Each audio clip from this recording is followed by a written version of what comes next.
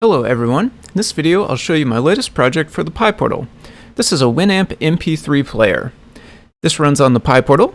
You can fit loads of MP3 files on the SD card which is plugged into the back of the PyPortal. You store your playlist files as JSON right on the CircuitPy drive, so you can add and remove songs from your playlist. You can keep multiple playlists and swap between them simply by editing the files. There are 3 invisible buttons on the interface of the PyPortal. The whole top half will pause and resume the music. Right now my microphone is not capturing the music, but I have just started it to resume, and you can see it's now counting up there. So I can press it again to pause. You can also use the bottom half of the screen to go to the next and previous track. So if I touch in the bottom right, we will advance to the next track.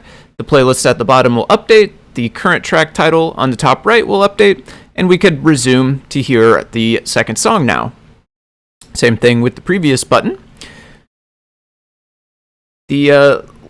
Probably the neatest thing about this latest project is that you can actually customize it. So what I have right here is the base Winamp theme, but you can actually browse through hundreds of different Winamp skins on the Winamp Skin Museum.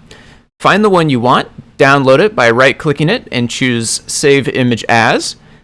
Go ahead and save this file, and then you run a conversion script on your PC, copy the resulting files to your CircuitPy drive, and then you just have to change these 2 variables here in the code Py to update to your favorite new custom skin.